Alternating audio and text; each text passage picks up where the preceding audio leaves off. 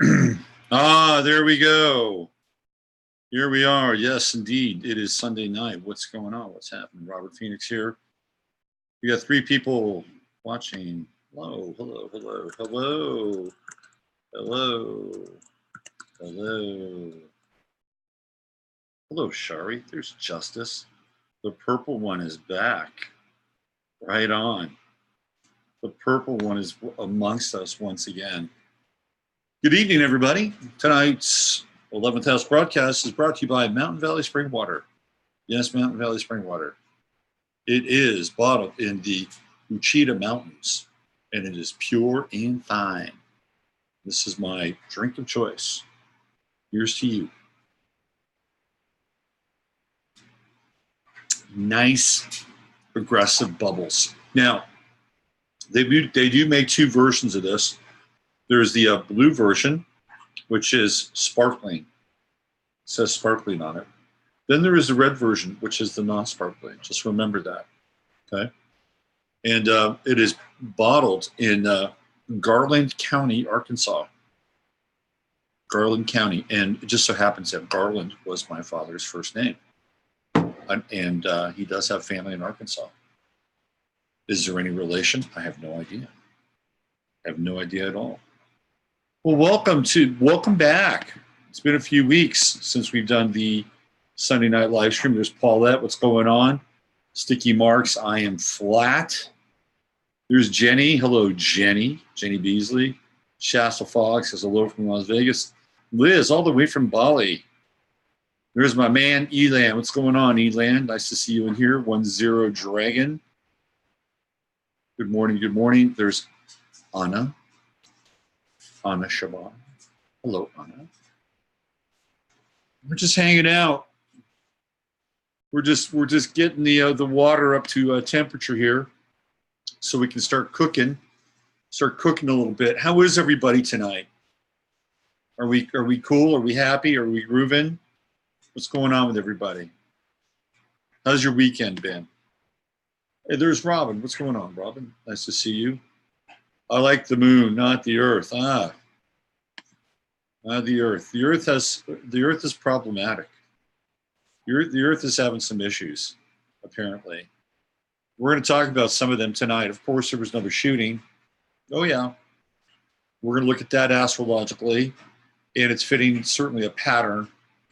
And we'll get into at least the early stages of what that pattern begins to look like. I'm sure we'll get into it more tomorrow on 15 Minutes of Flame, but we'll take a look at it. I've got the chart of the shooting up and ready to go. I also have some other really interesting charts tonight.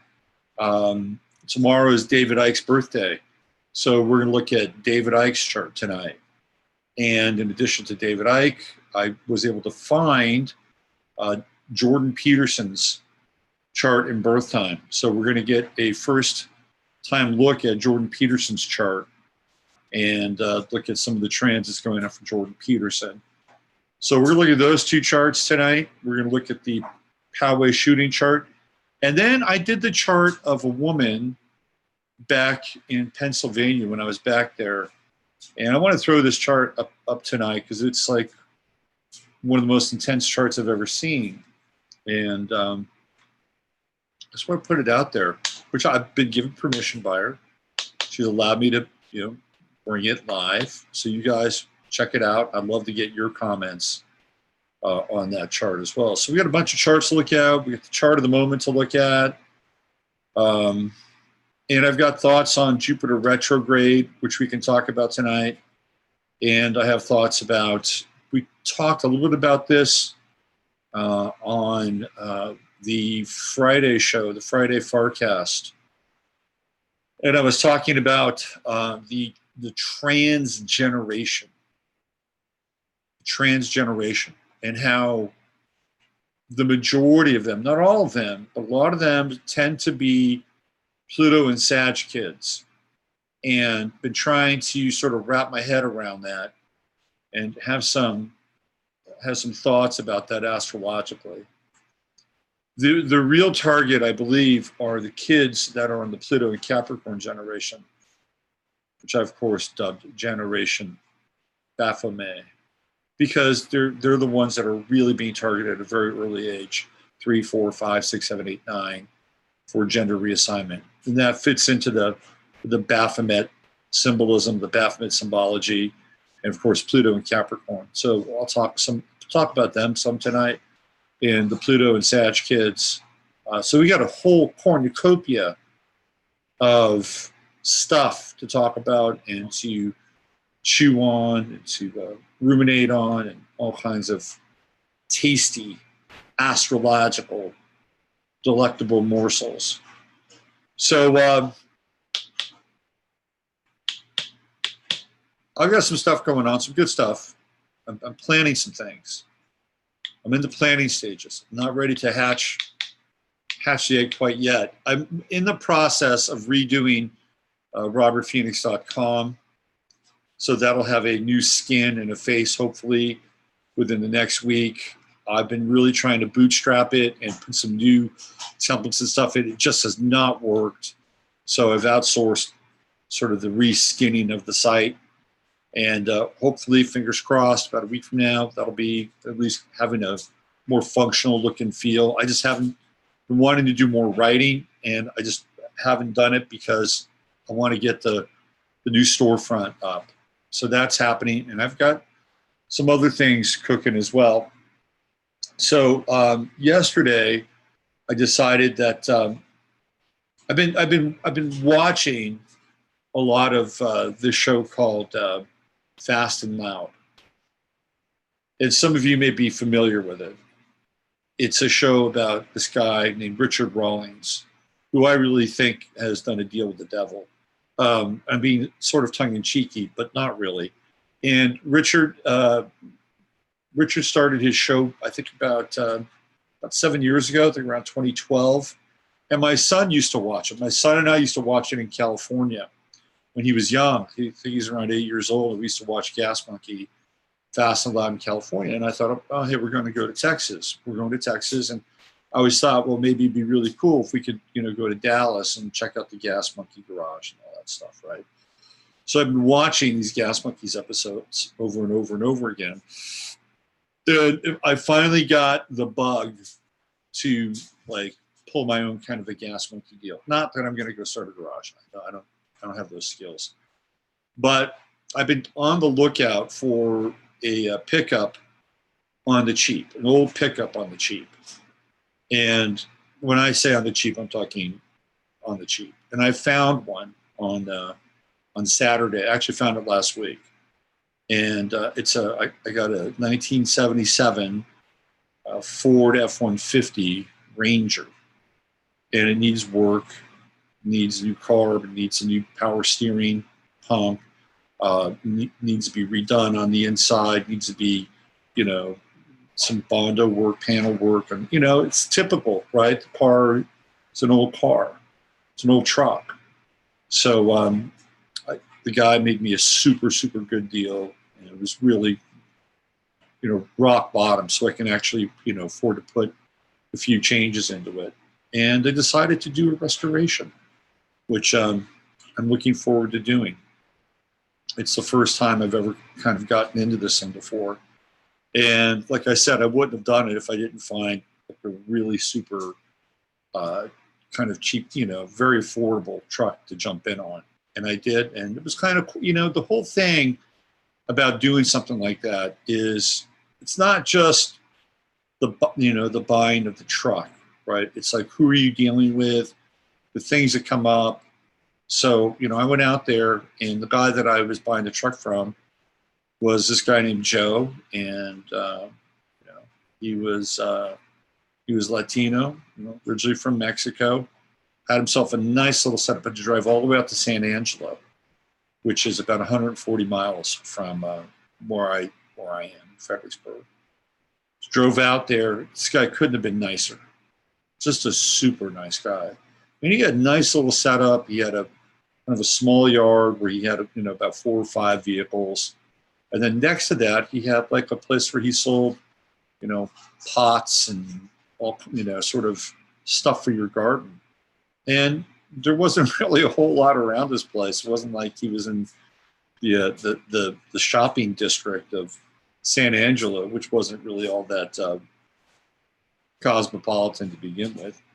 But it was really cool. The guy was super nice, and I had to actually rent a U-Haul vehicle and tow bar to drive it back. And the woman at the U-Haul place was super nice. Everybody was really, really nice. And so when you get involved in something like this, you know, it's not just, you know, I'm going to get something and I'm going to, you know, tinker with it and turn it around. But it's the whole process. And you know, he checked in with me a couple of times on the way home. How's it going? How are you doing? You know, just all the way through. And if anything, if the genesis of this is anything like the way it started and how really cooperative and cool people were, then it's going to be a great process. And you know, I spend a lot of time in my head and a lot of time, you know, getting in and decoding stuff. So this is going to be, you know, just a different kind of a thing, a different kind of an object, hobby and project in my world. So what do we got going on here? You restored and restores you right back. Say hello to Jolie. She's a good friend. She's hanging out there tonight. There's Mary. Hi, Mary. Will you enjoy chatting? You look like a Titan on my Hal. I saw a pic, I think. There's Charles. What's going on, Charles? I have to now. Guess what? I have to approve comments now about that. Yay for nice people. I'm telling you right now, man. The universe. Quite often we are given a picture of the world. We are painted a picture of the world, which is dark and scary and polarizing. Okay, that's the picture of the world that's being painted for us. That is the simulacra. That is the synthetic reality that's being created. In a lot of ways, that can't be further from the truth. It can be further from truth. There are really, really thousands, there are millions of really nice people in this world. Really good people are hanging out on this planet. People that are kind. People that will go out of their way to help you. Okay? They're there. They are there. And it's really important to affirm that. And it's important for us to hold up our end of the bargain too, that we are one of those people, that we can show up in a way that the other people are showing up. I mean, if we create our own reality, theoretically, and I think we're in charge and accountable for a lot of our reality, then the people that show up are reflections of our reality. So when I encounter these, you know, super nice people in this, you know, in this farm town in the middle of Texas, I'm thinking, you know, hey, I'm doing an okay job, because these people are showing up in a way that are showing up, you know. And look, working at a U-Haul place, it's not the best job in the world. But she tackled that job like she was, you know, closing a multi-million-dollar deal with General Electric. I mean, talking about professionalism, it was, and going out of her way. And, you know, she gave me a deal on a truck that was more expensive than it should have been. So don't, you know, look, there's a lot of shit in the world. There's a lot of darkness, and some of it is very real, and that we have to like turn the high beams on. But there's also a lot of good in this world, and don't forget it. And there are a lot of good people in this world. And when they cross your path, notice them and bless them, and realize that you're having a very real human experience. And the ones who aren't as nice or who aren't as human, well, bless them too. And, you know, hopefully they understand that they're creating their own reality as well. All right, let's see what we got going on here in the chat. By the way, Chief, you nicked my dang, what colors are in the painting? Let's see what we got here. We have everything old is becoming new again. What else do we have? Yay for nice people. Colors in the painting. Hey, most people are good. I would agree with that. Hi, Julie. Justice. Okay. Mirroring. Hey, what's going on, Michael Cisternino? Nice to see you. Sticky marks with all the emojis. By the way, Chief, did you nick my dinghy kayak? It's gone. No, I did not nick your dinghy kayak, but I was looking at kayaks today. That's down the line. I got to get this. I got to get this Ford Ranger patched up and running and ready to go. All right, looks like we got about 50 people here inside Chatlandia watching us live now. I love this. Ani says, perhaps the pervasive fuckery tenderizes us all. I think so, you know. Oh, Sophia says, heart. At Julie Evans. Yeah, there we go. Hillary should hang. If that's the real Hillary, are we convinced that's the real Hillary right now? I don't know. I have no idea if that's the real Hillary. You know, when she collapsed on 9/11, 2016, you remember that? Remember? You remember RoboGuard? That was apparently that guy's dead now. That's what I've heard. The big black dude, the brother that was you know, helping her out all the time. The guy with the EpiPen, apparently he's gone. That's what I've heard. And remember how Hillary just absolutely utterly collapsed as she was going into the SUV? That was on 9/11/2016, and that was at the memorial at the One World Freedom Tower, wherever they're calling it now. And then she comes out of Chelsea's apartment looking very unlike Hillary Clinton, and no Secret Service guards or anything, right? I think she expired. I think whoever we're dealing with now is like some double. I'm not even sure if it's a clone, because apparently once the original dies, the clones tend to expire very, very quickly, that they need the original. I'm not even sure she's around anymore. I'm not even sure Trump is Trump anymore, to be quite honest with you. That's just my level of doubt, so to speak. Okay, well, we should get into some astrology. What do you guys think? Let's get into some astrology now. Let's jump into this. Let me get on Astro.com. One sec. So we had the annual pro football draft over the last few days. God, I remember the old, I sound like such an old guy now. I remember when Pete Rozelle was the commissioner of the NFL. And they used to have the draft at some dingy downtown hotel in New York City. And, you know, the place was full of smoke. Guys were drinking, you know, bourbon on the rocks, 7 and 7s, all that stuff, right? And Pete Rozelle would smoke. He was the commissioner of the NFL, and he would smoke, take a drag of a cigarette, and then he would announce a draft pick. And that's how the draft used to be. Now, oh my God, it's like every year it's in a new city, and every city has to outdo the city before. This time it was in Nashville.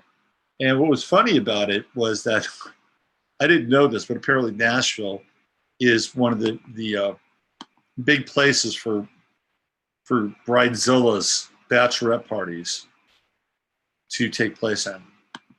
So there were all these bachelorette parties while they were having the NFL draft weekend going on. It could be very interesting. I don't think that the bachelorettes really dug it that much. Oh, I'm competing with Nathan. Nathan's doing the live thing on the San Diego Synagogue. So, all right, let me get into a little screen share action.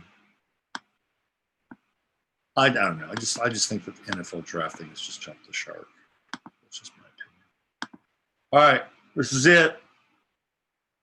Chart of the moment. We're about to dive into Scorpio. We're about to dive into the intensity, the depth, the darkness of the elements in the world around us, right? So we have the sun over here in Taurus. Now remember, this is about 2 weeks ago, and I was looking at the week ahead, and I was looking at, you know, where we were going, and I said, you know, last Sunday, which was Easter Sunday, we had that Sun-Uranus conjunction, and I said it was going to be explosive. And what happened? Last Sunday, we had the shootings and bombings in the churches in Sri Lanka. It was very intense. And we're not out of this thing yet. We had this thing that went down in San Diego, which we're going to talk about tonight. It's not just any area of San Diego. It's Poway. Like Poway. It's an Indian tribe, Poway Indians. I know all about that area. Lived in San Diego and not far from Poway. But anyway, last Sunday, that's when we had that Sun-Uranus conjunction. And I said it was going to be explosive, and boy, was it explosive. You know, and then, of course, nobody on the so-called left. I'm just going to start calling the left and the right, the so-called left and the so-called right, because I don't believe either of them are, you know, really engaged in their kind of advertised activities. I think they're, you know, we've known this for a long time. They're both playing a game, right? They're both playing a game that both sides are on. Anyway, nobody in the so-called left was able to actually say the word Christian. Couldn't say it. Can't say it. They can say just about anything else, and usually do, but they can't say Christian. And even on the right is as tongue-tied as it ever was. Whatever happened to Trump in freeing us up from the demons of political correctness, those wraiths that tied our tongue? Whatever happened to that? Have they been re-employed? Yeah, well, I think so. I think the centuries of political correctness are trying to be put back into place so that we can't speak freely. We can't speak truthfully. Because if we do now, oh boy, it's bordering on some kind of weird hate speech. Anti-Semitic. All hate speech is anti-Semitic, if you think about it. Not anti-Semitic, anti-Semitic. So we had that Sun-Uranus conjunction. Well, the sun is over Uranus now, thank God. We got a few more days. Supposedly there's supposed to be some big shit happening on May 1st, on May Day. So what are we, May 30th, April 30th, right? So we've got the moon coming in. That's going to be, 2 days from now. So the moon is right in Pisces. So the 30th is going to be in Aries, explosive Aries, and balsamic at that. May Day is, of course, the zenith, the apotheosis of the days of Molech. It is the final day of the celebration of springtime fire. And I don't know. We'll see. We'll see what happens on May Day. We'll see what happens. But the moon is definitely now in the balsamic phase in Pisces. So over the course of the next 48 hours, we're going to see it move into heavy balsamic in Aries. Now remember, we've just had a theoretical shooting. And I say theoretical. You know, again, I don't know. It's what the news reports. When I get into it, I'll give you a lot of strange and bizarre anomalies. You just check that box and check that box and check that box. And you sit back and go, okay, well, geez, that doesn't make a whole hell of a lot of sense, does it? But all the symbolic and the esoteric markers are there. All those kinds of occult check boxes, just like that, right? You'll find them. So we get into it. Now we've got, of course, the Sturm and Drang, and soon the Parkside Elementary Traveling Roadshow will show up in San Diego as well. No doubt on their way back from New Zealand, stopping over before they return home to Parkland to cut their first record. They'll be there, no doubt. No doubt. They are now the global response team when it comes to these shooting incidents. There was another shooting that was very real after the NFL draft. There was a young guy that was drafted by the Giants, and his buddy, his buddy was killed. They were killed. I don't think that was a false flag. That was being the wrong part of town with the wrong people in gunplay. That was real. San Diego, well, we'll do our best to find out.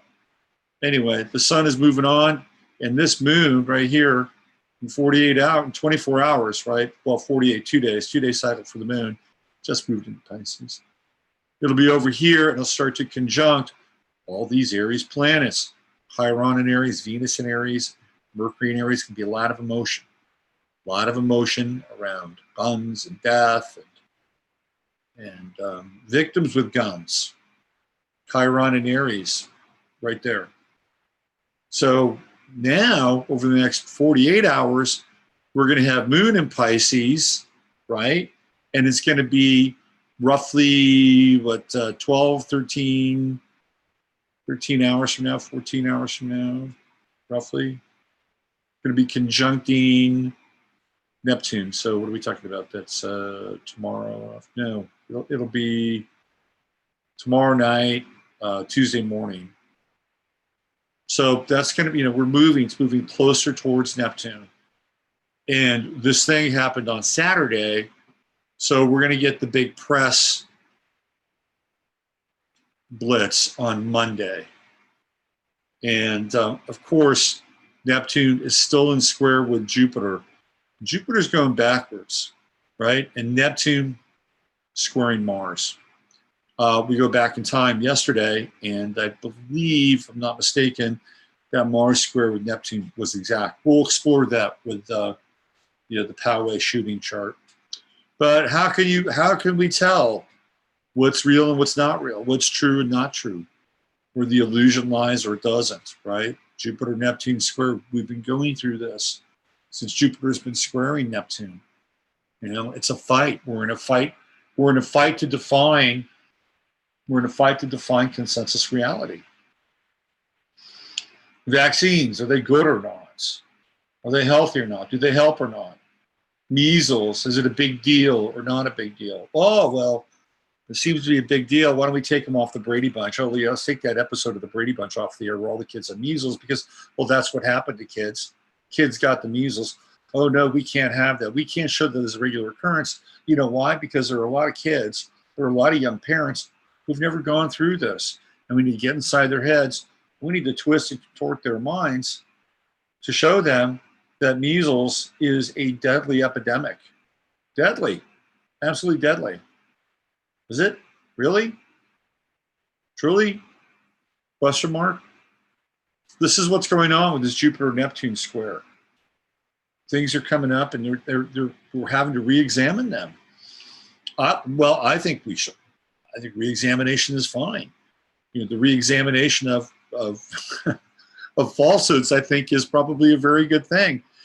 The problem now, right, is who controls the narrative. It's always been who controls the narrative. Who controls the narrative? Who controls the spin? Who controls it? It's usually the people who create the crisis who control the narrative. You know why? Because that's how the machinery is all set up and ready to go. They have the sympathetic voices, or they have the voices of authority that help them control the narrative. So problem, reaction, solution. And when you control the narrative, you get to spin it.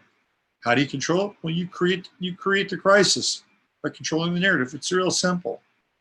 It's really simple. I was, again, getting back to this gas monkey deal. I was reading about it a little bit. And whenever they would go into a build, they would have all the parts there ready to go. They weren't scrambling around trying to get parts or anything like that. So when it appeared that, oh, hey, let's buy a car. Oh, hey, let's start working on it. Oh, hey, let's get some parts. That didn't really happen. Why? Because it's a scripted TV show. So they didn't start working anything. They knew what they were going to do. They sit down, they'd storyboard everything. We're going to work on this car, this car, this car. Okay, let's get all these parts in. And let's have a few dramatic points. So it looks like we're not going to get the build out on time. But they scripted everything. The reason I'm sharing this with you is because, in many ways, this is how reality is. It's scripted. And with the Jupiter square to Neptune, we're trying to get to this kind of Jupiterian, punching through this fog of truth, which is really fundamentally what we've been dealing with for a while now. And now that Jupiter is going retrograde, are we going to see our truths or our freedoms that are related to truth? Are we going to see them in peril?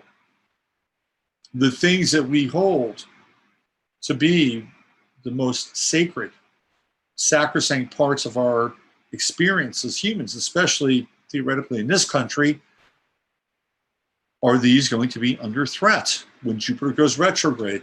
My answer is probably. Probably. All we need is about 4 or 5 more of these events. Maybe even less than that, maybe 2 or 3. And the next thing you know, people will be scrambling to disarm our ability to speak freely, or to have the representation of that, which would be to be armed, right? Which is part of the deal here. So are our rights and freedoms going to go retrograde as a result of this clash of truth? And we've got this Jupiter retrograde with Mars. Jupiter's retrograding. Now, we already had, let's see, Mars is going to be moving forward over the course of the next, it's about 3 degrees per day. So we're talking 5. So it's about 10 days from now. We're going to get this Mars-Jupiter opposition. Maybe a little bit less than that. I'm saying about 8 days from now, Mars-Jupiter opposition. Still in square with Neptune, by the way. That's a time. So where are we? Let's see, 29th, 30th, maybe the 1st. It's 3 days. That's getting close to this opposition. Pretty close. May Day. Keep your eyes on May Day.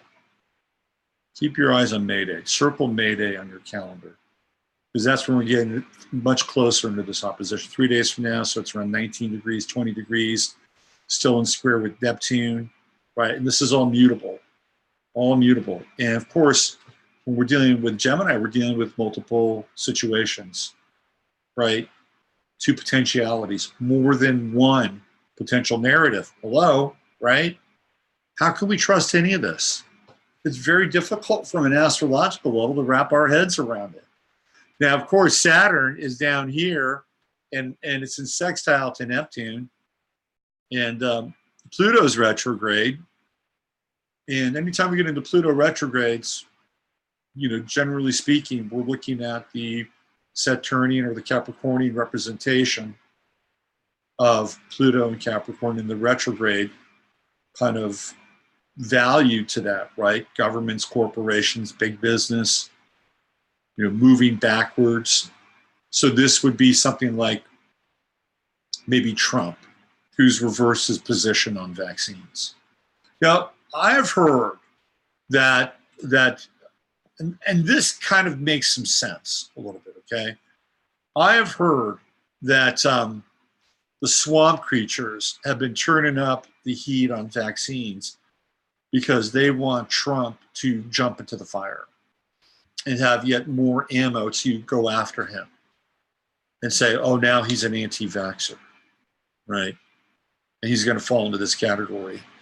So I've heard that Trump is taking kind of a pseudo stance on vaccinations and trying his very best to get reelected so that he, in his second term, can make some of the deep changes that he'd like to make, especially when it comes to vaccines. Because if you look at his history, he's been very critical of vaccines.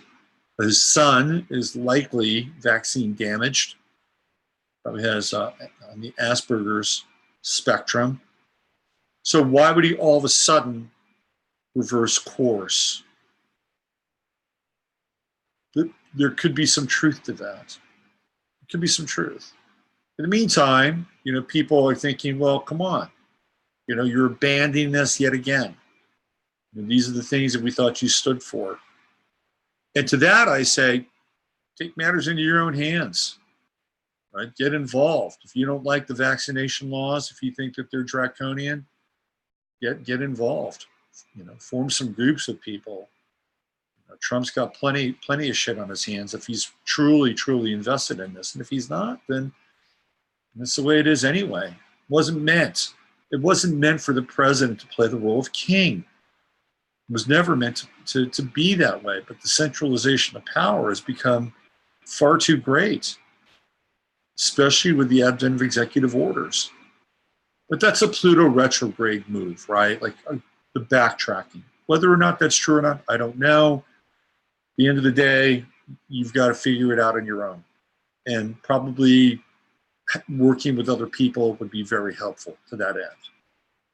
That's my 2 cents around it. But we could see some other things get repealed, pulled back. I'll give you another very interesting, 2 really interesting pieces that just came through 2 separate states of legislature, one here in Texas. And in Texas, well, they love some Israel inside of the government of Texas. And there was a gal who was a speech therapist who happened to be, I believe, Palestinian, if I'm not mistaken.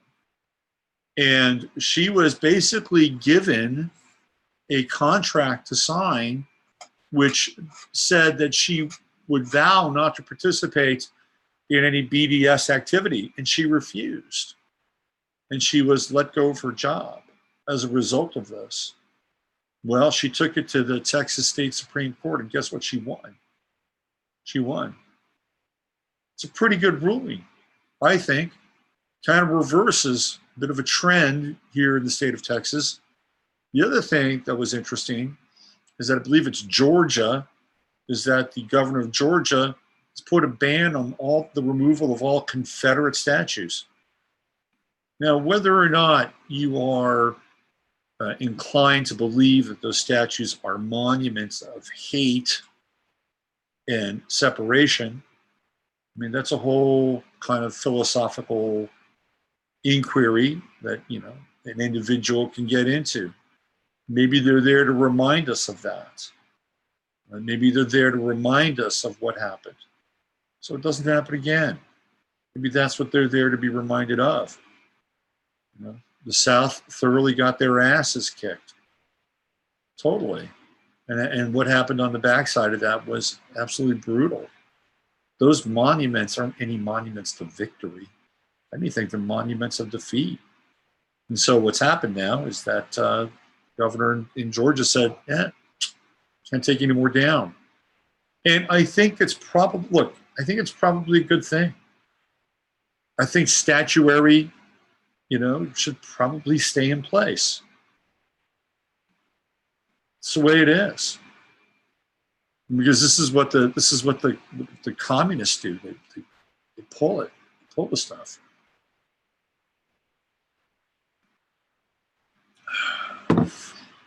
It's part of history, better or worse, right? Better or worse. However, that said, now we've got this Saturn sextile to Neptune. And it's piggybacking on Pluto. Saturn's not quite retrograde yet. It'll be soon. Anyway, to me, this represents these governing bodies, the elites, L, of course, being related to Saturn, moving in on the sextile, right? Sextiles are activated. It's moving in on this Piscean, Neptune, Piscean kind of moment in time, obviously.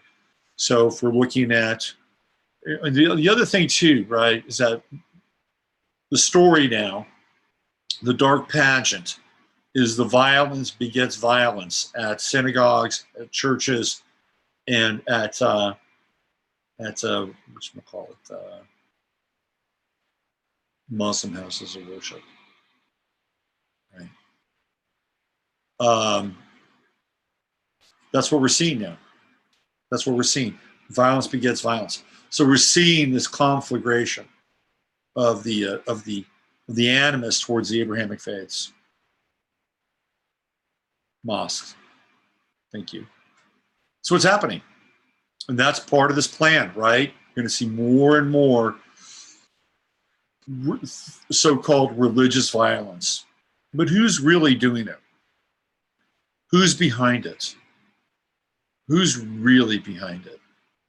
Can we be certain that the cast of characters that they roll out are really the cast of characters that are perpetrating the violence? If we know anything about things like JFK or 9/11 or any of the other more recent psychological operations, that answer is probably no. However, Saturn sextile to Neptune is quick to move in, right? These are the oligarchic forces, the Saturn-Pluto conjunction, ready to pounce on these Neptunian Piscean crises. Now, how does this relate to you as an individual? This is always where we have to bring it back to, right? How does it relate to you as an individual? Well, you're your own theoretical sovereign manifestation and form of expression, right? You make choices. You have budgets, just like theoretically a company does. You look at being more efficient, more productive. I mean, these are all kinds of ideas that can be translatable, right? They're translatable ideas. So let's say Saturn is you and Pluto is you. We do a little math there, a little Saturn-Pluto math. This can be a time of really profound empowerment. Really profound empowerment in your life. Wherever Saturn-Pluto is lining up in your chart, and you should be having a good look at that, because that's where the high stakes are, and that's where you should be, kind of going all in on, right? In a way that is very Saturnian, meaning that you're going to do it with kind of a methodical approach. And what's governing everything? It's Neptune, which means that it's related in some ways to your highest spiritual principles, and to some degree even creativity, because I think spirituality and creativity are like this. I think they're very close together. You get the Vesica Pisces right there, right? Vesica Pisces, spirituality, creativity, right there, right? You get to put it into action, but it takes work. It takes work. If you have spiritual ideals, if you are engaged in spiritual work, guess what? The Saturn-Pluto conjunction is saying, get into it, but you have to work at it. We're in a Saturnian time, a Capricornian time, which means, guess what? You got to have a plan. You've got to have a plan. You've got to think about things. You've got to figure out, how am I going to get from point A to point B? How am I going to use this Plutonian energy to transform my life and take more responsibility, more accountability for what I do? And how can I theoretically tap into this Neptunian piece, which is inspiring me? It allows me to be more creative, more spiritual, but it's active. Sextiles are active, right? They're active. You have to engage with them. So this is for everybody. Everybody has this right now. It's not just, guys in suits, the adrenochrome cults using all of these crises to their advantage so they can create more draconian laws. Could they do that with this? Absolutely. But what are you going to do? Right? What are you going to do? How are you going to, take advantage of this? Because it's there for you. Wherever Saturn Pluto is in your chart. If it's in your first house, you're dealing with a real reordering, a deep reordering of who you are on a daily basis, right? Changing how you look, changing your attitudes, changing your lifestyle, changing your habituation, changing your patterns. You're becoming kind of more grounded, solid, right? It's in your second house, you're looking at your resources and your money and what you're going to do in order to, amp those up and take more responsibility and accountability for that. If it's in your third house, like it is right here, it's about ideas and communication. If you like to write, Saturn in your third house with Pluto there, it's an interesting placement. Take advantage of it. You might tap, if you do it enough and show up and write enough every day, the Neptune spigot opens. But now the inspiration starts pouring in, right? If it's in your fourth house, where are you living? Do you want to live there? Do you want to stay there? Generally speaking, probably at this time, no. Because you'd have Saturn getting ready to go through your 4th house. You're either going through your first Saturn return or your second. And I would venture by and large that would augur a move. Where do you want to go? What would be ideal? Or at the very least, close to ideal. Let's put it in your 5th house. 5th house is children, right? Creativity, romance, fun. It's not always easy or fun to have a Saturn transit in the 5th house. You can transform it. See, this is the beauty of Saturn and Pluto. It's there, right? The power of transformation is right there. It's right there. It's there to transform you, your habituation, your discipline, your structure, your habits, your patterns, no matter where it is in the chart. So if you love something, the Saturn-Pluto conjunction, well, let's say in the 5th house, let's say it's not the best time for you in terms of dating or love, or maybe you have some issues with being a parent or with your children, but there's something intrinsically that you love and are passionate about. Saturn-Pluto conjunction right there, Neptune sextile, you get very serious about it, right? So my thing is when Saturn starts to transit your 5th house, that's when you go pro with the things that you love. You begin to work on it so that when Saturn gets in your 6th house, you're ready to rock and roll. Say this is it, right? If you got Saturn, Pluto in the 6th house, you got any health issues, now's the time to tackle them. Maybe you want to take more responsibility for your health. Maybe you want to take more responsibility for your dharma. Maybe you've got to double track it and continue to work your job you have now, but also there's something else that you really love. Sometimes that happens. I'll tell you what's really interesting. I'm just going on one here. But I have seen people from other countries come here and work their fucking asses off, right? Work like 16, 17, 18 hours a day. And I'm just not talking like, people from south of the border. I'm talking people from other countries. They come here and they work their asses off. You know what's really interesting too is like, I don't think that they're, and I could be wrong, right? But not always are they as socially attuned to what's going on as, say, maybe some of us. I don't want to make a broad, generalized, sweeping kind of allegation here. But it's like we're so dialed in on the politics of the day and what's going on. And clearly in my world, the disassembling of some of that because there's a much bigger kind of script being played out, right? But I would put forth that there are groups of people that have no fucking clue what this stuff is going on. And what are they doing? They're working their asses off, right? That's what they're putting their time and their energy. And so what happens? Are they really going to be, victims of social trauma? Probably not. Because they got something else going on. This Saturn, Pluto in the 2nd house. Take advantage of it. If you want to change your life, if you want to change your work, this is the time to do it. And clearly with health, take advantage of that. What about Saturn, Pluto in the 7th house? Relationships. Relationships. You want to be able to take a relationship in your life, right? Some gravitas. Pluto, if you're involved in a relationship right now, and Saturn, Pluto are going through your 7th house, it should be a pretty damn important relationship. Pretty important. You should pay attention to it. If it's not working, get rid of it. Neptune would be where 2 signs over, be over here, 9th house. This would be an opportunity for you to find somebody who philosophically, morally, religiously might be a better fit for you than the person that you've been with for a while.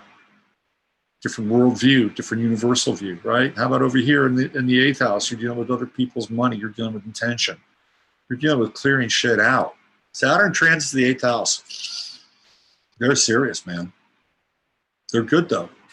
They're good. The Saturn 8th house transit is like the astrological enema. You get shit out. It's the way it is, right? Where's it going to go? Down here. 2nd house, get the shit out. And you lighten your load. Pun not necessarily intended. When Saturn comes up here. But you get very, very wise with a Saturn-Pluto transit. And, look, let's be clear. Going through here, right? 8th house, that's a death trap. And death in a metaphorical sense. Going through things and dying to your experience. You know, it's like becoming lighter. Of course, Neptune would be over here, 10th house. So whatever you're letting go of and lightening up with, it's going to move to affect your career path. And maybe, just maybe, you might wind up doing something more creative or imaginative or more spiritually meaningful. So if you have to let go of something, let's say you have a really well-paying job, you have to let go of it. Even though it's a burden, it might be the thing to do, right? The Saturn-Pluto conjunction in the 9th house is your belief systems, travel, shedding what you think is true and real, and learning something new, and maybe even teaching something as well, right? Because you'd have something to share with your friends and vice versa, because Neptune would be over here. Saturn, Pluto in the 10th house, that's career-oriented. This is a time where you can really bear down. If you've got Saturn, Pluto transiting your 10th house, man, you're not going to have this, you're not going to have Saturn in your 10th house for another 30 years. So you may as well take advantage of it. You know, and if you've got Saturn over here, you basically have about 2 years to get your shit together so that when Saturn transits and hits your midheaven, you're ready to rock and roll. In order to do that, you may have to discard some belief systems around success or what that means for you, right? So if you're here and Saturn and Pluto are here in your chart, that means Neptune's over here. You're dealing with Neptune in the 12th, which is its own house. Now you get the spiritual infusion and you're listening to, theoretically, a higher call. This could be really good. But again, you know, Saturn transits the 10th house, a lot of work. And sometimes along the way, the Saturn-Pluto conjunctions are very rare. Very, very rare.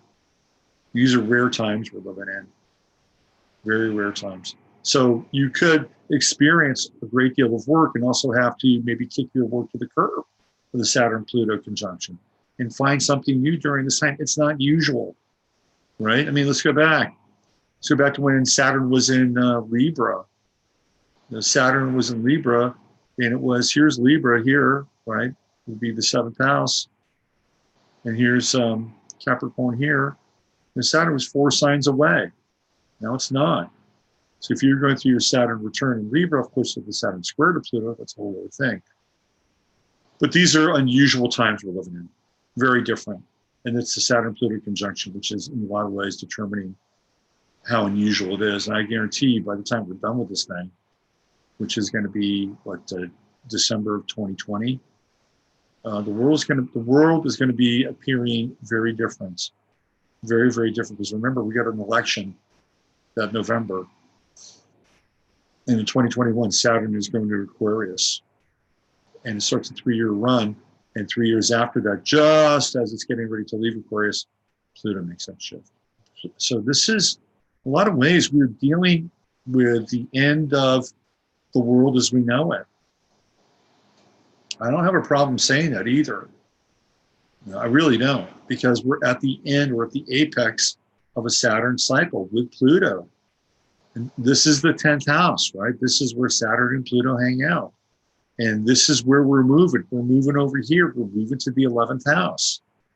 And whether it's some, you know, Agenda 21, Agenda 2030, you know, green Disneyland where people don't own a damn thing, you know, maybe that's, you know, part of the fairy tale here that we're looking at. Or maybe there's a different reality. But I tell you right now, this 10th house reality, this Capricornian reality is coming to an end. And we're either going to have to figure this thing out or it's going to get figured out for us. You know, this is the 5G. To me, this is the 5G prison camp. You know, where the modern city looks a lot like an amusement park, because that's what, of course, people have been programmed to absolutely love. Oh, the amusement park. Oh, Disneyland. Oh. That's what Austin's becoming. If you have Saturn, Pluto here in the 11th house, it's the reordering of your friendships. You may have to say goodbye to certain people, right?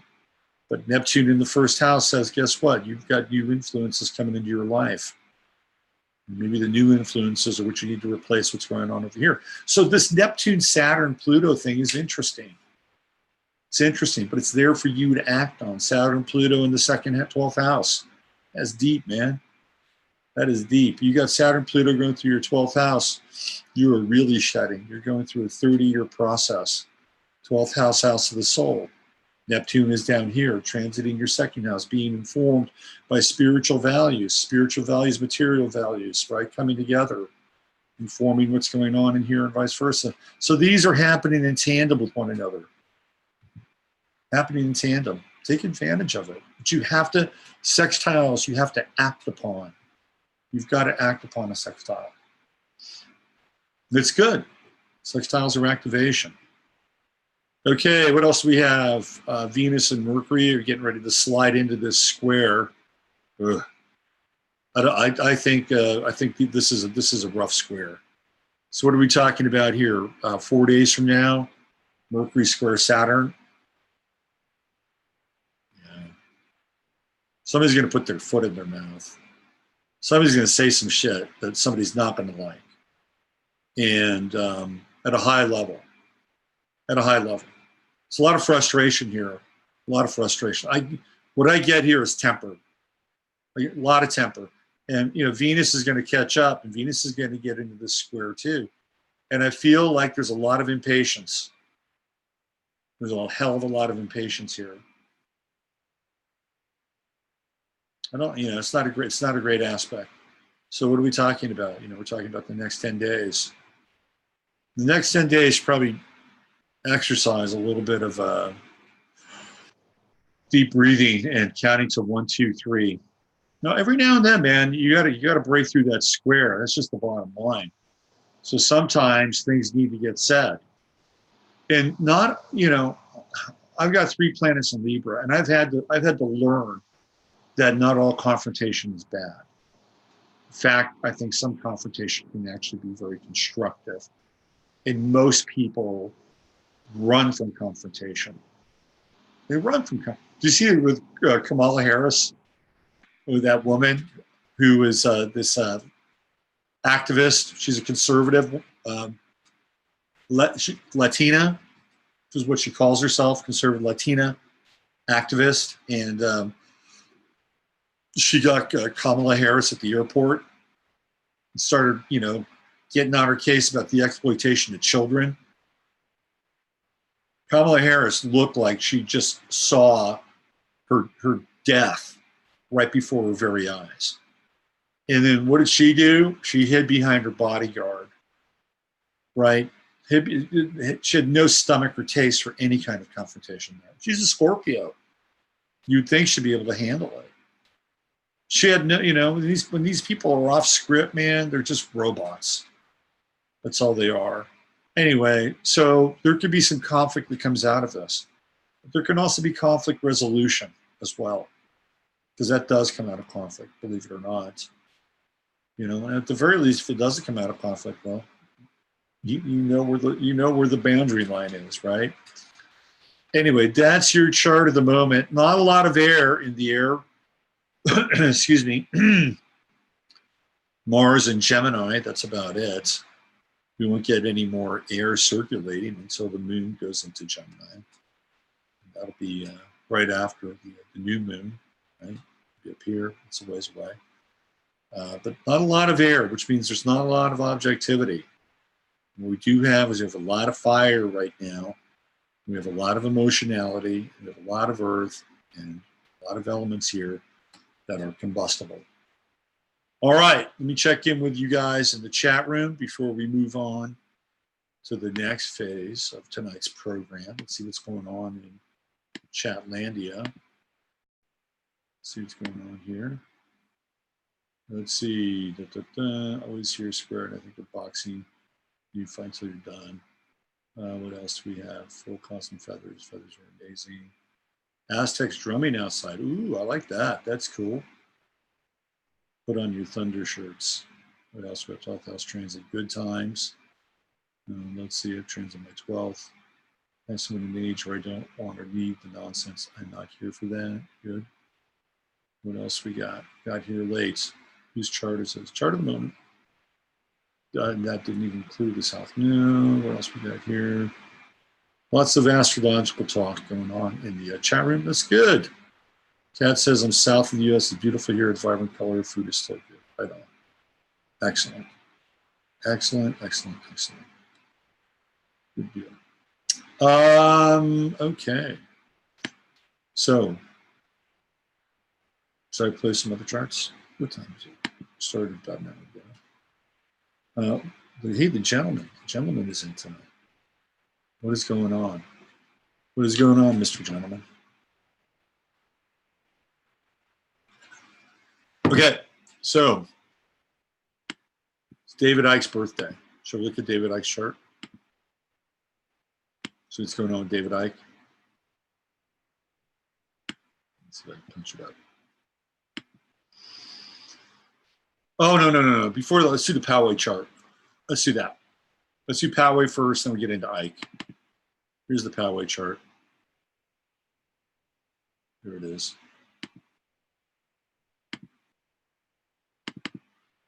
This is the chart for the so-called shooting. Okay. So the first thing you want to know about the shooting is that the synagogue was, guess what? 33 years old. 33. Why does that number always show up? Right? 33. It's the big kahuna number in Freemasonry. So it's 33 years old. And it happened at 11:30 a.m. And the 19-year-old who supposedly did the shooting, his name was John Ernest. You can't make this shit up. Now, I looked at his profile just a little bit, okay? Apparently, he was a classically trained pianist, you know, incredibly sweet, very nice, didn't display any kinds of, you know, animus towards anybody, had a very high GPA, all the stuff that you would think of somebody with the last name of Ernest. Then he went on a madman shooting spree. And who did he theoretically start to follow and quote? Robert Lee Bowers, who, by the way, are we ever going to see a trial for that dude? The answer is no. No. And even if they decide that they're going to sort of gin up some trial, he's just going to plead guilty. You know, I talked about this. The same woman who she represents all these bizarre nutcases.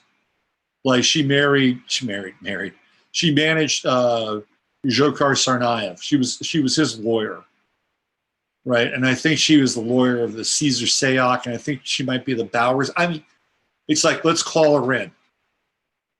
Let's call her in. She's the gatekeeper. So the Sayoc guy pled guilty. We'll never see him again, right? If this Bowers guy ever does any kind of trial, we'll just plead guilty. Won't have a trial.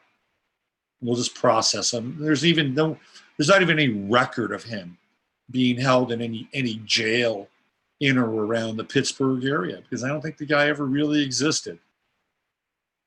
Period. End of story. So now you have another guy, this guy John Ernest, you know, and now he's following, you know, Tarrant and Robert Lee Bowers, and all of a sudden, oh boy, these guys are freaking internet heroes. How does that happen? How does it really happen? I mean, when I think of this Ernest guy, I mean, you look at him, you know, how the hell is this guy going to go out and, you know, go fire up a synagogue? What comes to mind is this Lamparello dude, you know, the Lamparello guy who was this professor. Again, really apparently a very sweet guy, great professor, super smart. And then all of a sudden he decides he's going to go set some churches on fire. How does that happen? And how does this earnest, the importance of being earnest, how does he switch, right?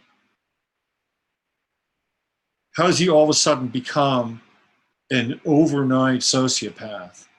You see, I don't believe people become sociopaths overnight. I think it's really, really hard to break people's patterning. Like, I think if you're a good, decent person at heart, right, it takes a lot to kind of grind you down in order for you to act out of character.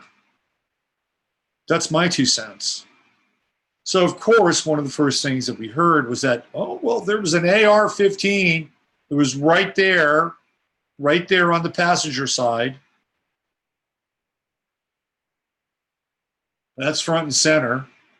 And again, in typical radio programming fashion, I heard the stories. I was driving back from San Angelo with my new project. And right after that, they've got this other story where apparently de Blasio is looking into the tax-exempt status of the NRA because for some stupid-ass reason, Oliver North has decided that he's not going to be the spokesman or whatever role he's playing for the NRA.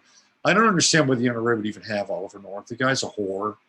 He's a whore for hire. And he's a whore for hire. I mean, how could Oliver North even be working and having a job in this country after the treachery and the tyranny that he was a part of with Iran-Contra? Oh, of course. You know what he was? Oliver North was like his generation's version of Peter Strzok. That's what he was, because he believed in it, because he was a patriot. So what? So what? You were running a scheme and a scam with Iran, and then the weapons for the Contras, and once Reagan got elected, boom, they let the hostages go. North was deep in the heart of that. Why would the NRA even hire a guy like that? It's ridiculous. If they want a president for the NRA, they should just hire Ted Nugent. If that's what they want. Anyway, they lined us up. There was this news story about de Blasio going after the NRA right on the heels of the shooting the theoretical shooting in Poway. Poway, right? That's how they work it. It's simple math. Hit you with the trauma and then hit you with the news story about the legitimacy or the lack thereof of the NRA. Boom. That's the formula, right there. Like a mix. It's like the Betty Crocker of trauma, right? Add this, stir it up, throw it in, and out you've got like a shit pie. Okay, so let's look at this. Here we go. This is when it happened. Poway shooting, right? Don't you love the name Poway? Anyway, Aries on the midheaven. This thing's going to have legs, I'm telling you. With this chart, it's going to have legs with Aries on the midheaven. There's Mercury there. What's Mercury doing? 14 degrees. So we got a Mercury square to Saturn, moving more and more into that square. What really jumped out at me was Mars. Of course, the Mars square to Neptune. Remember, Mars represents what? Violence. Violence. I mean, take it out of the sign. Sign's in Gemini, but Mars is violence, anger, energy, sex, power, masculinity, all those male things, right? And in Gemini, whoa, what's going on here? There's more than one vector. Mars and Gemini, more than one vector, more than one story, more than one narrative. And can we trust it with a Neptune square? And I say no. No. Mars, Neptune squares, no. No. Because when we get into this, we get into illusion, right? Neptune, when it squares planets, heightens the illusory and the addictive tendencies of that planet. That's what it does. And I've seen people with Mars, Neptune squares in their charts, and they are more susceptible to addiction than other people. It's just the way it is. Whether it's cell phone addiction, chocolate addiction, porn addiction, drug addiction, shopping addiction, people with Mars, Neptune squares have it. They have it. And what are they supposed to do over the course of this lifetime? They're supposed to tame their Mars. That's what they're supposed to do. Tame their Mars. Ultimately, they're supposed to get through this Neptunian need to keep filling the void. Because you can't fill the void. Not now in Mars. It takes a lot of real self-observation and the powers of perception in order to deal with this. If for some people they will actually go through very hard times and not be able to deal with their addictive tendencies, then they have to get into the higher power realm, which I believe actually works. You know, and you surrender your addictions up to God with a Mars-Neptune square. Now you're calling in the cavalry to deal with this stuff. And it can work. And then you can help other people who have similar issues. You can be their cavalry, theoretically, at times, if you are so inclined. But the challenge with any square to Neptune is to figure out how you are being manipulated and are vulnerable by it, to see it and to stop playing the role depending on what planet Neptune is squaring in your chart, right? If it's the sun, it's about your identity. If the moon is about your emotions and your mother. If it's about Mercury, it's your thoughts. You know, Trump's got a Mercury-Neptune square. Everybody calls him a liar. He lies, he lies, he lies. Well, it's part of the Mercury-Neptune square. He's also into the power of positive thinking, another iteration of the Mercury-Neptune square. Sometimes people with Mercury-Neptune squares are dreamers, and they think big. Sometimes people with Mercury-Neptune squares are con artists. Sometimes they're one and the same. The idea with any of these squares is to get a handle on it. Stop the bleeding, and then build it so that you're dealing with the energy in a way that is accountable. Sometimes with Neptune, you got to call in, you got to call in the spiritual cavalry. But this is what we've got here. We've got a Mars-Neptune square, and I don't think you can. I don't buy it. I'm not buying this story. I'm sorry. I am not buying this story. Not with a Mars-Neptune square. Sorry, I'm not buying it. You know, if it happened, I am of the mind that it didn't happen the way that they said it happened. That if it did happen, that John Ernest probably did not become, you know, Leon Trotsky overnight, right? I don't think it happened that way. So I'm calling into question the actual trajectory and theater of the event.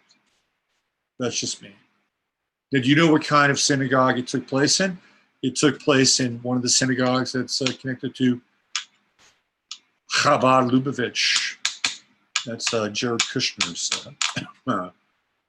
It's Jared Kushner's network, right? And not every synagogue is connected with Chabad, but this one was. Okay. So, I don't know, maybe that has something to do with it too. Anyway, we got this, and we're going to be dealing with Mars-Neptune square. Remember, Mars is it's moved out of this, right? We're going to get more of this as it begins to, these planets begin to square Pluto. And this is going to be adamant energy. But, you know, there's going to be a lot of, man, sometimes I just turn the TV off. I just do. It's not a bad thing, but that's what we're dealing with here. And guess what? We have an inconjunct right there. Inconjunct with Saturn. Right there. Right? 2 degrees off. This would be 5 degrees, so it's not really an inconjunct, but it's an inconjunct here with Saturn. That's interesting. I mean, how I would read this would be that there are forces, Saturnian forces, that are connected to this violent event in some ways that we don't know or can't really connect the dots. You see that? Connect the dots. It's right there.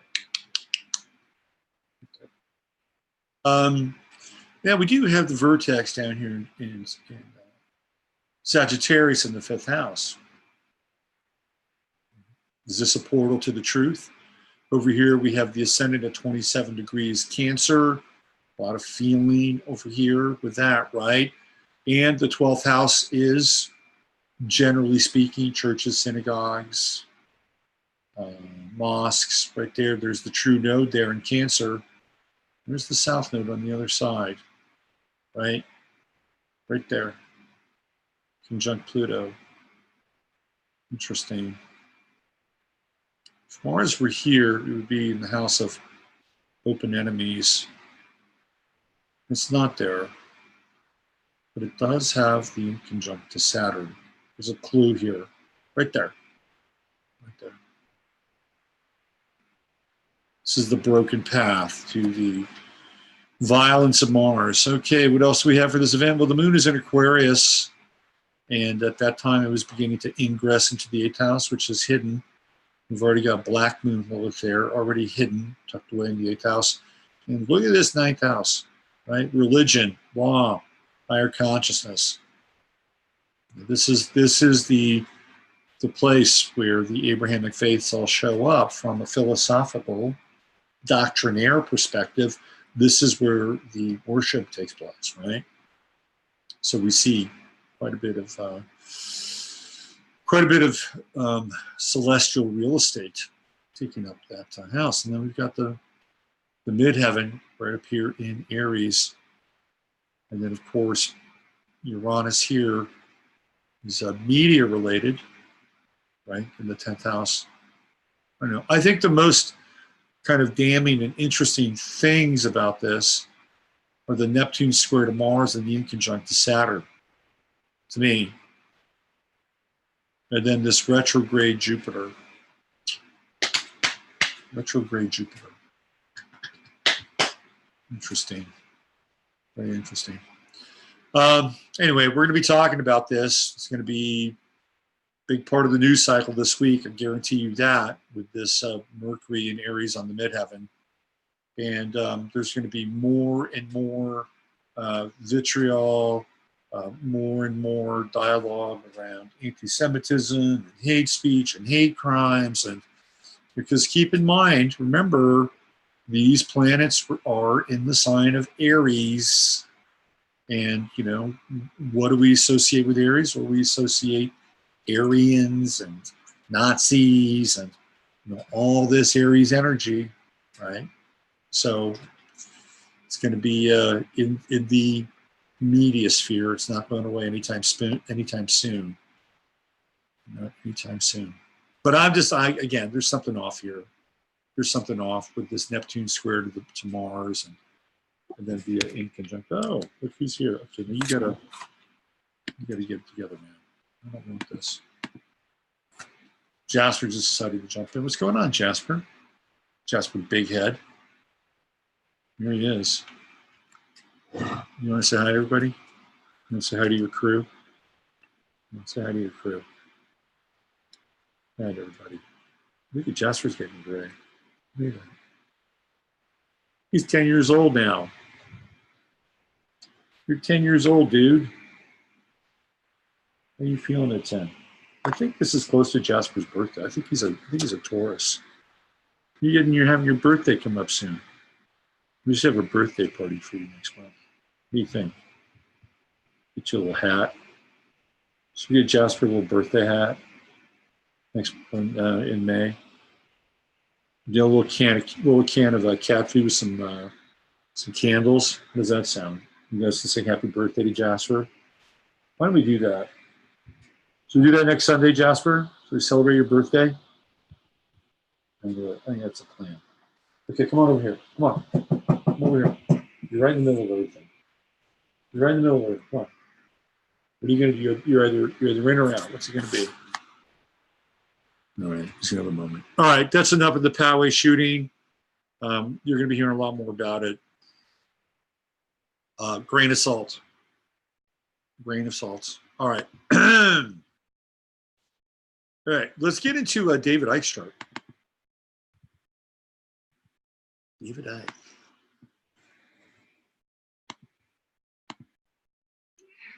You like David Icke? What do you know about David Icke? All right, there's David Icke's chart. Born April 29th, 1952. So he's a dragon. It's funny, some people claim that David's a reptile. He's a reptilian. He was born in the year of the dragon. Well, maybe there's some truth to that. David is going through. Here's what I think about David. Yeah, Shari said earlier that he wasn't looking good. I think David's got some health issues, and I don't think they're going to abate. He's got Neptune going through his 6th house, and that's kind of a slippery slope when it comes to health and work. From a work perspective, I think David's work will take on a more spiritual tone. And I always thought David was pretty spiritual. I think he's going to take on a more spiritual tone. That's my sense of things. But Neptune in the 6th house isn't always great for health. It can be a bit of a slippery slope health-wise. And let's see, what's it doing? Luckily, Neptune's not in too much conflict with the rest of his chart. Oh, that's interesting. He's going to have Uranus on his sun in the 9th house. What's really interesting about David is how public he is, and yet how hidden he is at the same time. He's got Uranus on the midheaven, which makes him radical. We know David Icke as being out there, right? Very out there. And what we see with David is more of the lunar perspective of David, which it tends to be very kind of intuitive. And, it's interesting because there's, some people would say that the moon in the 10th house can be very kind of cult-like in some ways. Because when you deal with the moon in the 10th house, you're dealing with like mass psychology and public opinion and tapping into the public's emotions. And I think David has done, David's been in the game for a long time. A long time. I mean, I started listening to him right around 1996 when he first started to pop up on Art Bell. And I remember the first time I heard David Icke, I thought, this guy gets it. He totally gets it. He was like one of the first people in Art Bell's setting that I thought totally got it. I'm like, this is a guy to keep your eye on and watch out for. And that was in 1990. I think the first time I heard him was 97. So we got David's been on the scene for 22 years. And a lot of times people come and go. So he's had a lot of staying power. I think that has to do with Saturn on his ascendant. Even though it's in the sign of Libra, he's got Libra rising. Saturn for on the ascendant it's kind of a strong placement. It's not the best placement. Like it's generally better in the 7th house, but in the 1st house it represents structure and order and discipline. And I think he's got some of that because he's written quite a few books, and I'm assuming that if he didn't pilfer everything, and there are some people who believe that he did steal a lot of the material. I'm not going to comment on that, but you have to have some level of self-discipline in order to do that.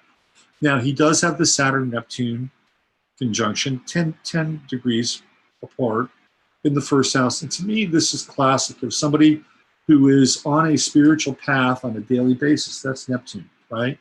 But then he's also got the structure and the order and the form to back it up. And that's Saturn. So I think Icke has been working this channel for a while now.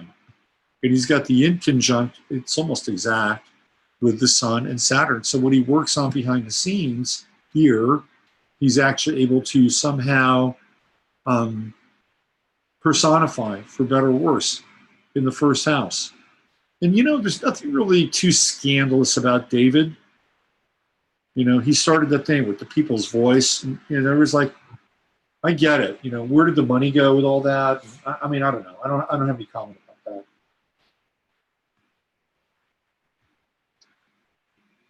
But by and large, this is a business. This is a world that can be very, very cruel and harsh. And that, if you've got smudges of dirt or you show up as being inconsistent, the internet will turn on you, or the alternative press will turn on you. So I would say David, by and large, has kind of ridden this Saturn train fairly well. It's behind the scenes. Is what's David doing? What David's doing behind the scenes. You know, the deep research that he's able to kind of bring up that energy, manifest it up to the top of the chart, and tap into, you know, really profound public opinion and emotion.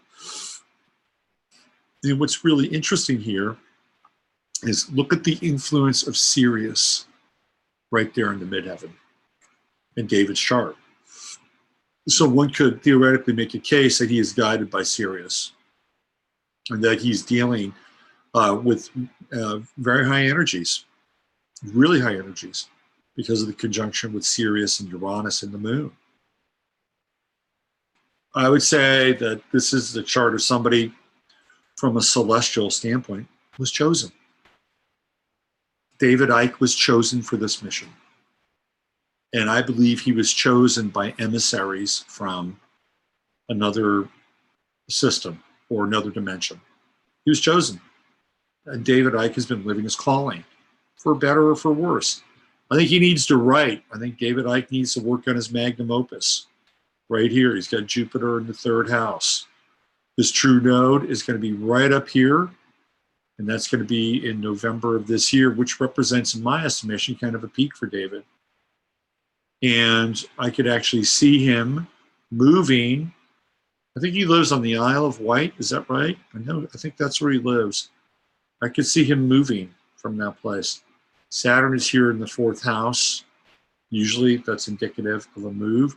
And then the transit of the true node up here, up in the 9th house, and I could see David being on the move and relocating. But I think he's got one more really great book and one more really great, I think it should be a magnum opus. It should be the book that if he never wrote another book again, that he could rest his laurels on right here. But he's got to watch out for his health with Neptune in the 6th. Watch his work take a spiritual turn. And always he's been on the conspiratorial side of things. David's a free spirit. He's got the true node in Aquarius in the 5th house. And also what's interesting is he has a son, Gareth, who is very close to him. And I believe his children are very much connected into his work. And you don't always find that. You don't always find kids connecting into the work of their parents. And I think his daughter is involved in kind of producing his shows and tours, and his son Gareth is very close. That's a true node in Aquarius in the 5th house. And he's got that south node right there on Regulus, which means he's going to piss off people in power. And this is not about David's ego in this lifetime. You know, he's here to be a team player, but it's got to start with things that he's passionate about. Interesting here. Okay. What else? It's got Jupiter going into his 4th house next year. I definitely see David moving. Definitely.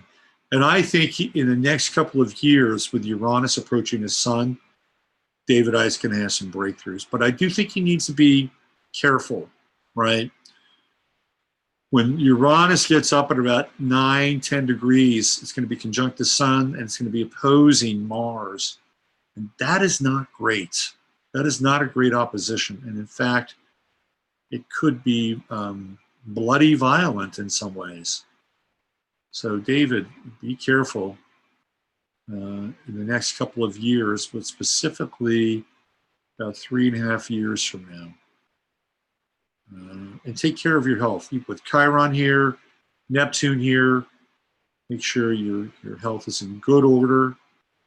He's got all this material over here in the 7th house in Aries. He's a fighter. You know, David Icke is a bit of a fighter. It's an interesting chart. Very interesting. And I would say, you know, he's got a fair amount of, he's got a lot of fire. There's a lot of fire. And he's got a Grand Cross. See that? People that have Grand Crosses are, you know, they're on a path of mastery in this lifetime, and not easy lives. Not easy lives at all. Anyway, happy birthday, David. Take care of that health, and keep up the good work. You've changed many, many lives. And not everybody is perfect. We're all, to some degree or another, human. And I think you've done a fine job and keep doing it. Okay, let's see what we got in the old chat room. We got one more chart, a couple more charts before we get out of here tonight. I always like to check in with you guys, see how you're doing. Let's see. He's unaware of Q and not a fan of Trump. No, he's not a fan of Trump. And I don't know. I think David knows who Q is. Yeah, serious. Wow, he was chosen. Yeah, according to him, he was. Yeah, just takes one to infect the whole web. He says he's been pursuing alternative health paths. Oh, that's good for him. He needs to do that. He writes 15 hours per day. There you go. Jupiter. He's got to be working on a magnum opus. Libra ascendant, just like me, can't be all that bad. Saturn first house. He was a soccer player. Had to quit because of a knee injury. Oh, that's interesting. That's right. And Saturn rules the knees. I mean, hey, if you don't like old people, good news, just die. That's a great one. Let's see, what else? What else we have here? Laugh a lot. David and I have similar charts. I like this talk, but he was cool, man, about the reptilians. I think reptilians are code, just like they live. Okay, let's do. I got one more chart here. Actually, I got two more charts, but let's do this one. Let me find it.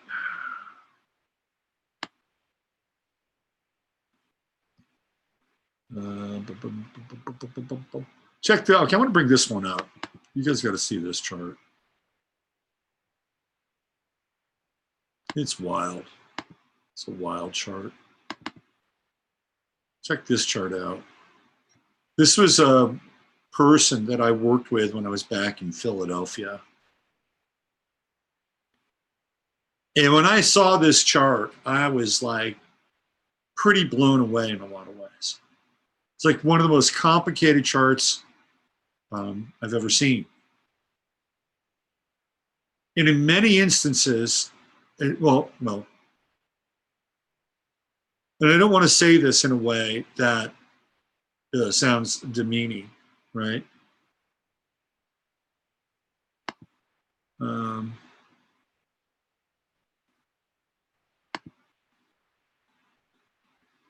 But this person has lived a life that has been, how do I say this?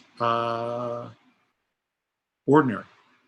And not in a bad way. Not in a bad way.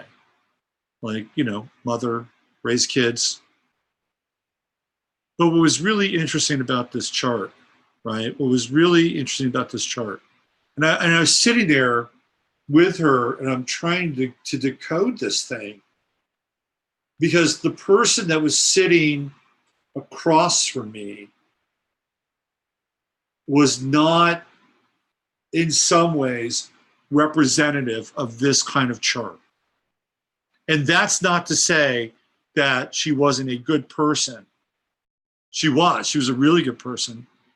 And she had a deeply intuitive and spiritual side of her, which was right here, was trying to get out, right? Trying to get out. And then what happened, when I figured out, was that, I believe it was in her teens, her mother died. If I'm not mistaken, her mother died. And that event completely altered and changed her life. And she started to make choices that were very different based on the death of her mother. And my sense was that in many ways, it took her out of this fantastic and phenomenal complexity. I mean, look at this thing.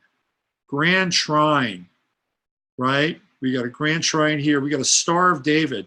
We got a freaking Star of David here. Look at this. We got a Grand Trine in water, right? And a Grand Trine in earth. There is a Star of David buried in this chart, and there is a mystic rectangle, and we've got, so Here's what I think happened. Here's what I think happened. I think that she got taken off of her path when her mother died. And what happened is I believe she started to move into the squares. Now she's no longer, she's a mother, but her kids have grown up, and she's in the process of separating out from her marriage, getting a divorce. And I think the potential of this chart is just waiting to get unlocked right here, right there with Chiron getting ready to connect with the ascendant, right? To go through this here. It's hard. It's hard being an individual, you know, with the true node in Aries right here in the first house. Very difficult. So in as much as there's all this tremendous potential, you know, getting kind of off the ground floor and activating the self, not an easy thing to do. So the opt-in or the opt-out, depending on where you are, is over here with Libra, right, with the true node. This is going to be a very interesting time for her. I'd love to get your guys' thoughts on this chart in the chat room. That Moon, Mars, Neptune, Mars is wild, right? Star of David, total Star of David. This chick could have been the equalizer, almost perfect hexagon around the Star of David too.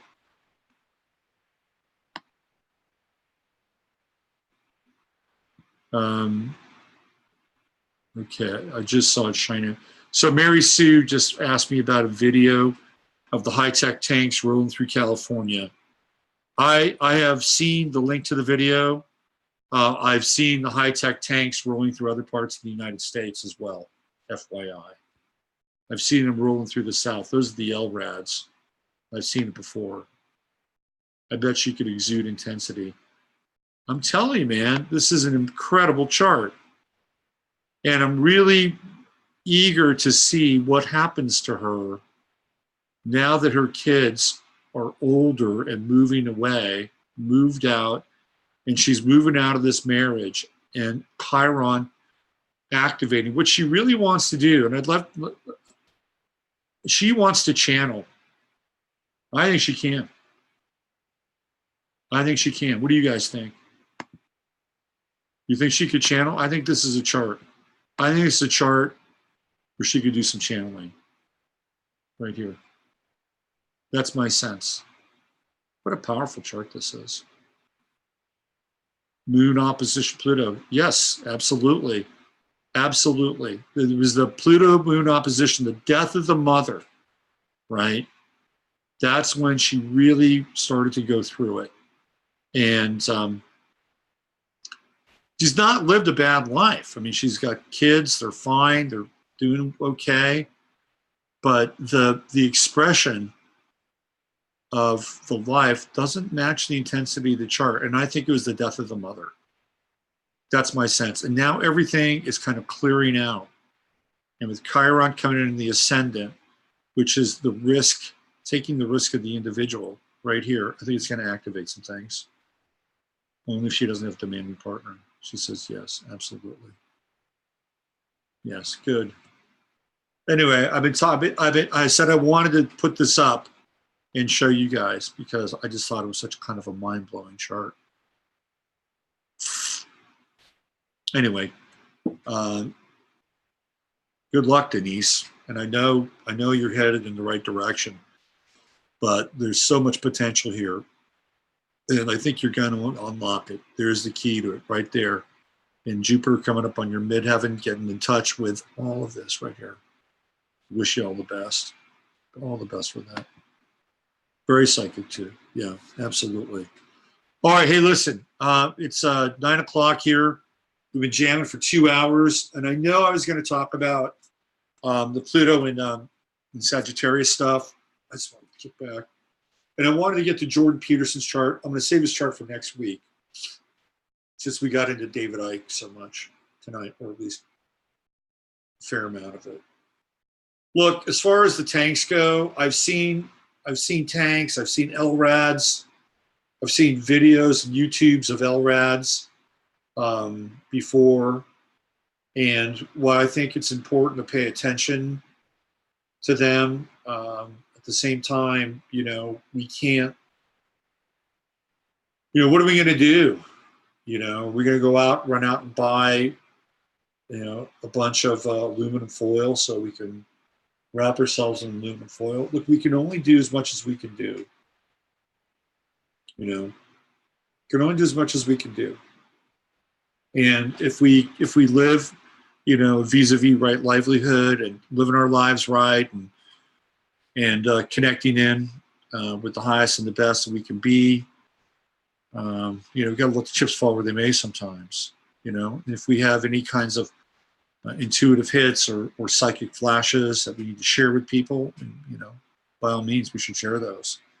I think that's important. We can't live in fear.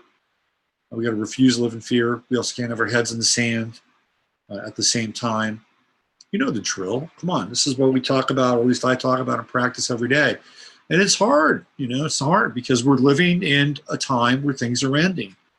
And I've talked about that earlier on tonight with the Saturn-Pluto conjunction. We're moving out of, the Capricornian and 10th house phase of our experience in this world. And there's going to be a new theater that will dominate what comes next. And it depends on who's going to, write the script for that new theater. But until then, live your life. Live your life and do what you need to do to the best of your ability. And live your life from, a spiritual level. Live your life from the place of your soul. Because this is just a blink of an eye. At some point in time, think about this. Just think about this for a minute. The highest level baby boomers right now are in their late 60s and early 70s. In 20 years, they'll be gone. 20 years. You know how fast that passes? 20 years is like that. Like that. In 20 years, a lot of the baby boomers are going to be leaving the planet. And, it's a big shift and a big change. Huge. Huge. And then after that, these successive generations will begin to leave the planet. In 50 years, the planet's going to look incredibly different. Really, really different. The last vestiges of the 20th century will be gone. We've got, the Gen X people who were born in the 70s and, they're in their 40s. 50 years from now, they'll be gone. 50 years is nothing. I mean, nothing. It's almost 2020. We're almost 20 years in the freaking, 21st century. So, we have to take an approach that is, more along the lines of eternity than the here and now in some ways. Doesn't mean you discard the here and now. There's plenty to do here. There's a lot of stuff that I want to get done. But let's keep it all in perspective, right? No, it's not too late to follow your. I agree. I totally agree. Yeah, all right. Let's get on out of here. Use your head and discern what's real, your heart said what's possible. I'm Robert Phoenix. I'll be back tomorrow with 15 minutes of flame. Hopefully we get a new skin up on Astrology for the Now Age, robertphoenix.com, so I can start writing some stuff. And I actually have a few plans in the offing that I don't want to talk about just yet. But thanks for hanging out. Next week, we'll take a peek at Jordan Peterson's chart. And of course, I'm sure there's plenty of stuff that we'll be able to go over. Thank you all for coming by and attending. I appreciate you from the bottom of my heart. If you want to get a reading, come on over, robertphoenix.com, order one up. I'll be happy to work with you all. All right. Have a great night. Take care.